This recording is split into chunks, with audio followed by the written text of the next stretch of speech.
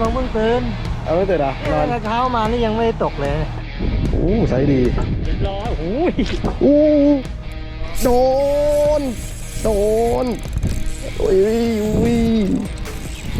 มือจ้ามาแล้วจ้ามาอีกแล้วจ้านี่ประมาณสัก3-4 ขีดได้นะที่ขีดแล้วตัวเนี้ยอุ้ยอ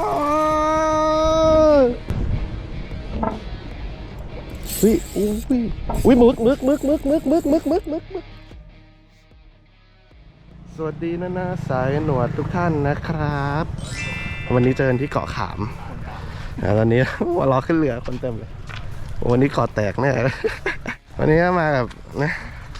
โปรลิทฟิชชิ่งนะครับนูนอ่ะถุงซิปนูนบอกเลย มีพี่ปุ้นนะครับแล้วก็บางโตนะไม่ได้มานานแล้วน่าจะหลายเดือนมากเดี๋ยวอัปเดตกันหน่อยนะครับว่าหมายเป็นไงบ้างนะเดี๋ยวไปดูกันนะครับขึ้นเรือก่อนนะครับมาถึงแล้วนะครับเกาะครามวันนี้นักตกปลาเต็มเลยนะเรียกได้ว่าตลาดนัดงานหมึกเพราะว่าฝนมันลงไปเป็นเดือนนะแล้วก็ทิ้งช่วงแล้วนะตอนนี้ก็ไม่ตกมา2 วันคนก็แห่กันมาเต็มเลยนะเพราะคิดว่าหมึกน่าจะดีและน้ำดีจริงๆใสเจ้าเดี๋ยวไปดูกันนะครับเป็นไงเดี๋ยวขอเตรียมของก่อนนะขึ้นแรงอยู่นะเดี๋ยวกินข้าวกินอะไรเตรียมของก่อนนะครับแล้วเดี๋ยวไปดูกันหน้างานว่าเป็นไงนะเดี๋ยวเรามาสั่งข้าวก่อนนะครับเดี๋ยวสิอันนี้ก็เป็นร้านป้าบัวนะร้านป้าบัวสั่งข้าวหน่อยครับเขียนอะไรดีปลาหมึกดีกว่ากินกะเพราปลาหมึกดีไหมถึงแล้วต้องกินปลาหมึกก่อนขนาดนั้นเลยปลาหมึกเอาด้วยนะไข่เจียว3นี่ค่ะพี่กะเพราปลาหมึกไข่เจียว3ที่พักก็ค่อนข้างมีหลากหลายตรงนู้นก็มีนะครับที่ตรงนี้ก็จะเป็นในส่วนของป้าบัวก็จะเป็นบ้านหลังสีฟ้าตรงนี้นะครับเดินมาจากท่าเรือเลี้ยวซ้ายมาก็จะเจอร้านนี้เลยก็ติดต่อที่พักได้นะครับแต่ว่าแนะนำว่าจองดีกว่านะครับเดี๋ยวผมจะขึ้นไว้ที่คลิปให้นะครับจะขึ้นตรงนี้ไว้ให้นะครับถ้าเป็นร้านป้าบัวนะครับติดต่อจองกับน้องบอยได้เลยนะครับห้องก็ตั้งแต่ราคา800นะเป็นห้องพัดลมแล้วก็ห้อง1,500เป็นห้องแอร์เดี๋ยวกินข้าวก่อนนะครับเช้านี้เมนูเดียวกันหมดนะเผาหมึกไข่เจียว9 นาฬิกาเช้านี้นะครับก็ใช้เป็นของชิคารี่ก่อนนะเป็นสีมัลติคัลเลอร์นะครับ 2.5 เพราะว่าดูคลื่นลมแล้วลมค่อนข้างแรงเลยใช้เป็น 2.5 ก่อนคันก็ใช้เป็นเทลวอล์กนะครับ Salty Shape Dash นะครับเป็นเวท NL นะ 8 ฟุต 6คันนี้เบาอยู่นะครับประมาณ 4,800 นะครับ7-4มีขายแล้วก็เราก็ใช้เป็นลูเวสนะครับเบอร์ 2506แล้วตกมือผมมาใช้เป็น 2506 นะครับเพราะว่ามันจะจุสายเบอร์ 0.8 0.6 เนี่ยได้อยู่ที่ 150 เมตรพอดีนะถ้าเกิดว่าเล่นเบอร์ 2,000 เนี่ย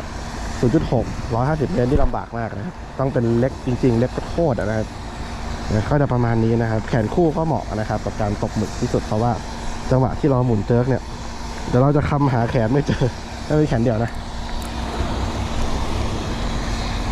ก็อยู่ไปดูนะฮะเซตเบรกให้หวานๆนะเพราะว่าเกิดจังหวะที่หมึกจับนะครับมันจะได้ไม่ขาดเวลาที่เราเจิร์กนะ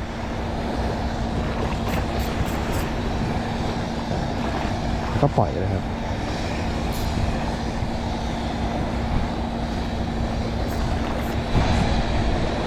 เนี่ยมาใกล้ที่เห็นไม่มีหมึกแล้วนะก็จะเก็บได้เลย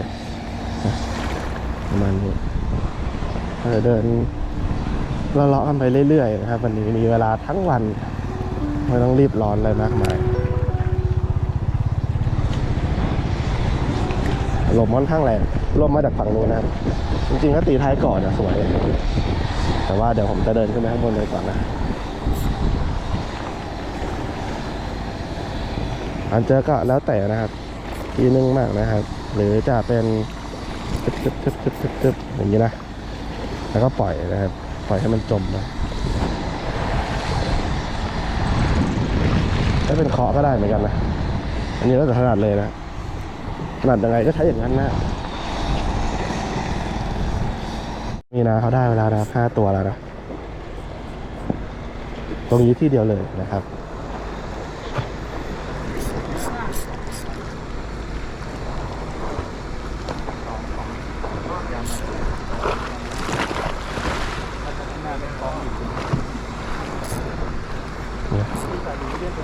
ข้อดีของน้ำใสคือเรามองเห็นหินได้ชัดนะครับเวลากอมานี่เช็คได้เลย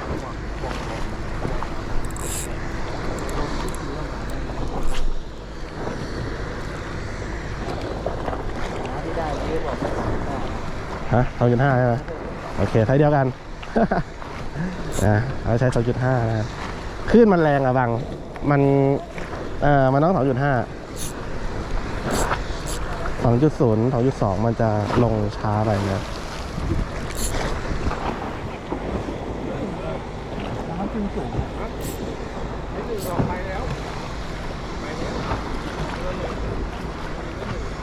ยังเตี้ยๆจังๆเลยนะมือแข็งอ่ะมือแข็งเลยนะตอนนี้นะแต่ติดตามโลกไม่มาแล้วต้องขอชั่วโมงต้องเดินนะดำเดินมือหาจังหวะพี่ปุ้นนะครับรอดแล้วเฮ้ยนี่สุดยอดเลยนะไปนี่เด็ดเลยนะช็อตโอ้โหยอดรอแถว รอแถวแล้วคนหนึ่งเอามั่งนะมาตรงนี้มั่งอะแยกไปเลย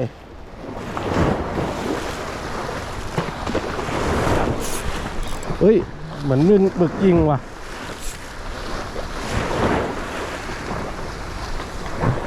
ถ้าเกิดคันดีๆหน่อยนะครับมันจะจับจังหวะเวลาหมึกยิงได้นะ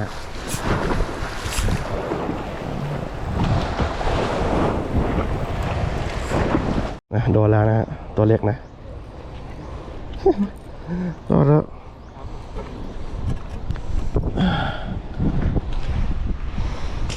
เดี๋ยวเก็บใส่ถุงกันนะเห็นนะครับว่ายตามมานะ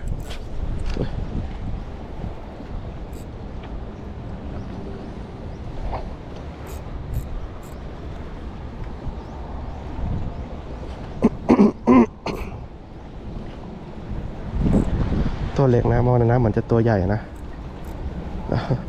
พอมาใกล้แล้วตัวนิดนึงมันมึกมันนอนค่อนข้างที่จะหน้าดินนะต้องปล่อยลึกๆหน่อย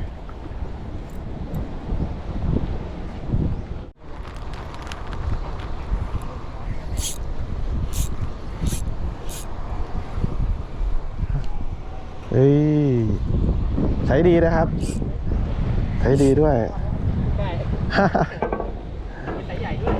ใช้ดียกขึ้นก็ได้ครับใส่เนี่ยไม่นานนึงโอ้ยตัวใหญ่อะเนี่ยฝ่ามือเลย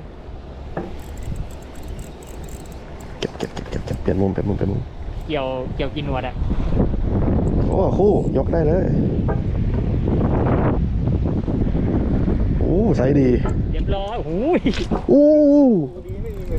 กับโลฝ่ามือโอ้ยนะครับเนี่ยสุดยอดเลยนะ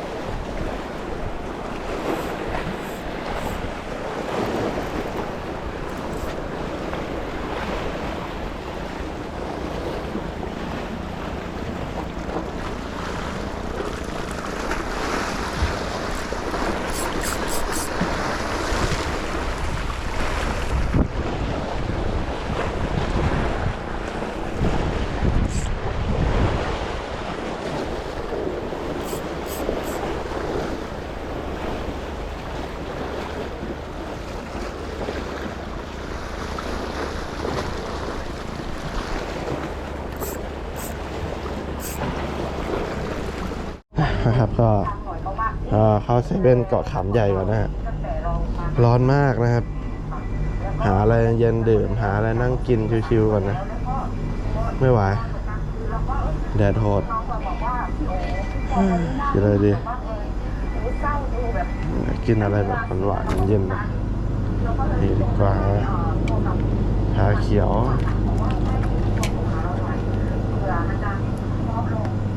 อันนี้ก็เป็นเวลาบ่าย36 นาทีนะครับก็ยังได้แต้มเดียวอยู่ทั้งวัน จะไม่โบนะไม่โบนะบัง เอ้ยโอ้ยบางเพิ่งตื่น เอาไม่ตื่นอ่ะนอน เนี่ยเช้ามานี่ยังไม่ได้ตกเลย คือตื่นมาก็แบบว่ากาบตกแบบ2 ชั่วโมงสุดท้ายอ่ะ ตกแบบให้เด็กมันดูอ่ะ เดี๋ยวน่าจะไปหมายที่ลมเบาที่สุดนะครับก็คือตรงหน้าหาดตรงนั้นแหละก็เดี๋ยวจะหยิบใช้เป็นนะครับยามาชิตะอันนี้แกะกล่องออกมาเลยนะ 2.0 นะครับเป็นซีรีส์อิกิโอนะเดี๋ยวไปดูกันนะครับรอดไหมเดี๋ยวแกะกล่องใหม่เลยนะครับแล้วก็ทิ้งกล่องไปอ้าวนี่นะครับโอ้โคตรสวยเลยนะตัวนี้จะเปลี่ยนเลยเป็นช่วงหัวน้ำขึ้นนะครับอันนี้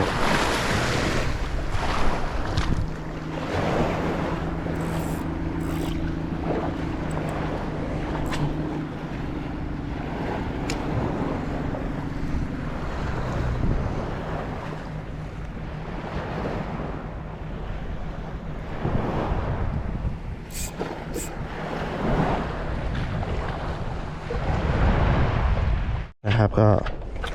4:30แล้วนะครับมีเวลา1 ชั่วโมงสุดท้ายนะคือ5:30ก็จะมาเก็บของนะครับเพื่อขึ้นเรือรอบ6 โมงเย็นจะกลับบ้านกันนะหมายสุดท้ายนะครับมาอยู่ที่สะพานพลังนะครับของเกาะขามถ้าไม่ได้ตรงนี้ก็คือไม่ได้แล้วนะ ก็หมดแล้ว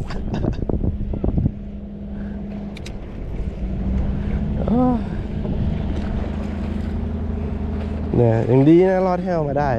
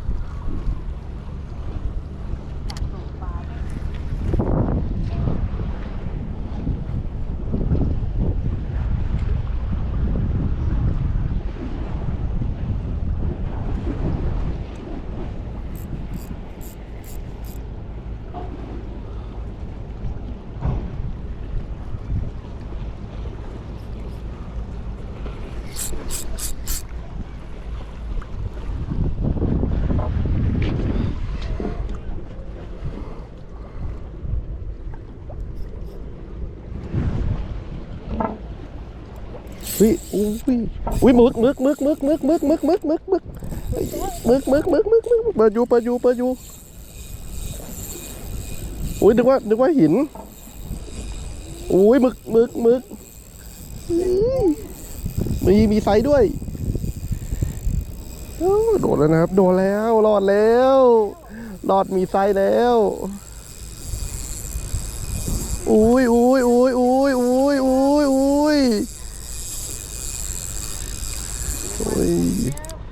ไซส์ดีด้วยนะครับไซส์ดีด้วยอุ้ยไซส์สวยคือ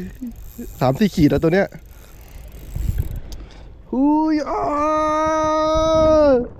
วู้โอ้ยรอดแล้วนะครับดูดิโอ้ไซส์แบบ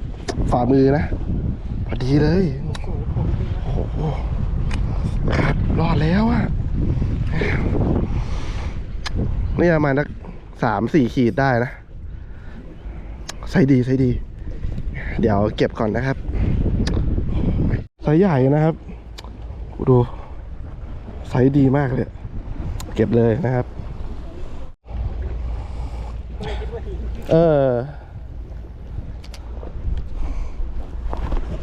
ดูมาเผื่อมีคู่เป็นอีกนะ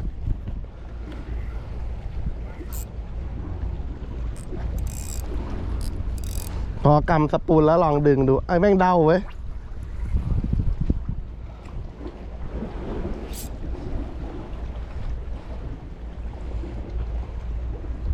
ร้อนแล้วนะบังจ๋า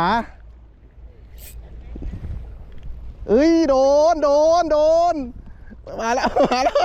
เร็วบังเร็วมีไซด้วยกอมามึกรอมาอยู่เอ้ยไซดีโอ้โหมาจับตอนเย็นนะทั้งวันไม่จับนะครับ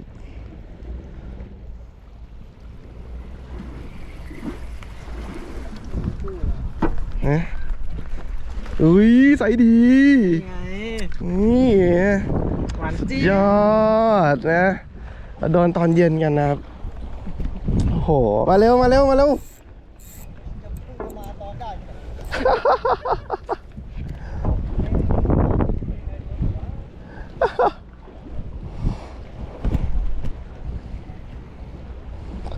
โอ้โหปล่อยหน้าดินเลยอะ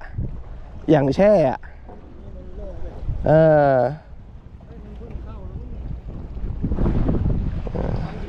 ใช่ดี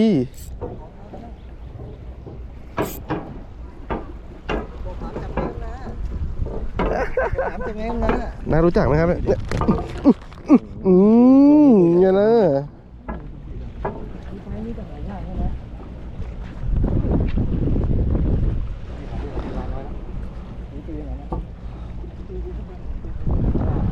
จับรอบเลย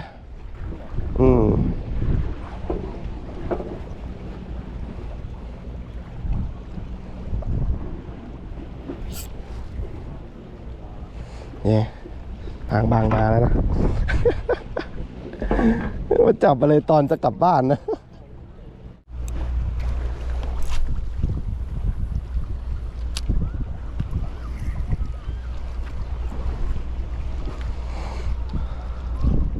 คือปล่อยให้จมเลยแล้วก็มาหน้าดินโอ้ตอนนี้คือล้วงหมดอะ ล้วงทุกระดับประทับใจ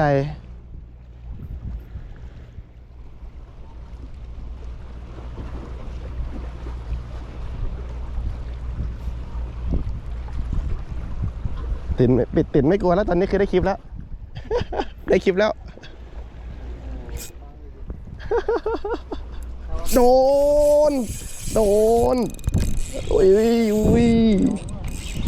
มือจ้ามาแล้วจ้ามาอีกแล้วจ้า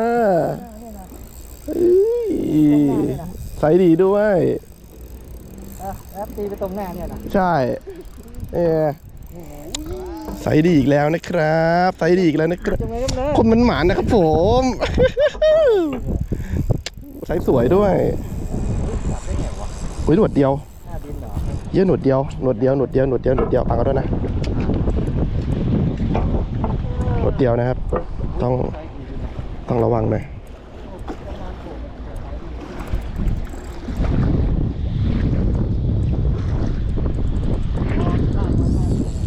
ใช่เอ้ยโอ้อุ้ยใช่โอ้นี่นะครับรอดอีกแล้วนะ2 ตัวแล้วผมนี่อยากจะได้ละตัวเดียวเลยตอนนี้ ตัวใหญ่ด้วยไซส์ดีนะครับเก็บเลยไซส์สวยนะเก็บก่อนเฮ้ยใหญ่ไปไม่ใช่ละนี่เป็นไงกันนะหน้าดินเลยผมปล่อยแบบ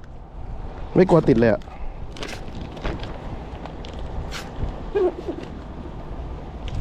ขึ้นมาร่อนหาเลยเหรอ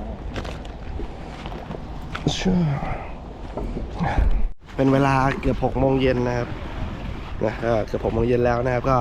เดี๋ยวรอเรือนะครับรอบสุดท้ายนะรอบ6 โมงเย็นตอนนี้ก็ขยับเวลาแล้วนะครับเมื่อก่อนตอนช่วงโควิดที่มานะล่าสุดก็5 โมงเย็นนะตอนนี้ขยับเป็น6 โมงเย็น เพื่อให้นักท่องเที่ยวเขาได้เต็มอิ่มกับบรรยากาศของเกาะให้นานที่สุดนะครับ ก็ประมาณนี้นะครับ วันนี้ก็โชคดีนะครับรอดให้ออกมาได้ เกือบแล้วตัดสินใจดีมากที่ตกเย็นนะสะพานละกันสุดท้ายก็รอดจริงๆนะครับ ก็ได้ตัวใหญ่มา2ตัวนะกับกระต่ายตัวหนึ่งนะครับ ก็แล้วพบกันนะครับ สวัสดีนะครับสำหรับบ้านเกาะขามใหญ่